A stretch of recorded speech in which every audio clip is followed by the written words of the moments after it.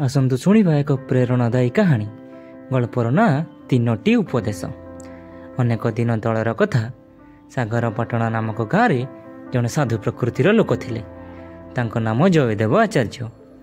लोके तांको आचार्य महाशय बोली डाकुथिले। आचार्यंकर गोटे विशेष गुण थिला। केही तांको सूर्योदय किंबा सूर्यास्त बेले किछि प्रश्न पचारिदेले हे तांको पूजा कक्ष को जाई किछि समय नीरव बसी से प्रश्नर उत्तर खंडीय कागजरे लिखि प्रश्नकर्ता को आनी ता धराई देउथिले।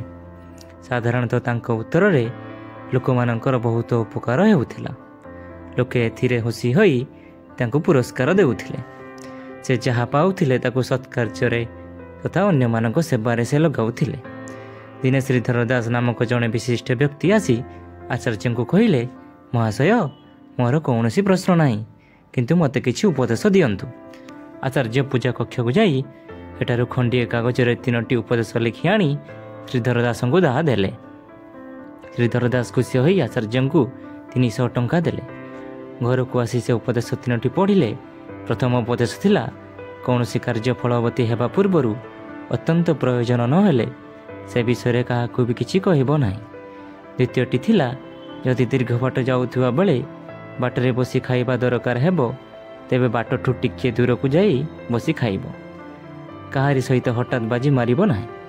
धन्यवाद दर्शक बंधु। वीडियोटी भल लागिले निश्चित शेयर, सब्सक्राइब, लाइक करिवे। धन्यवाद।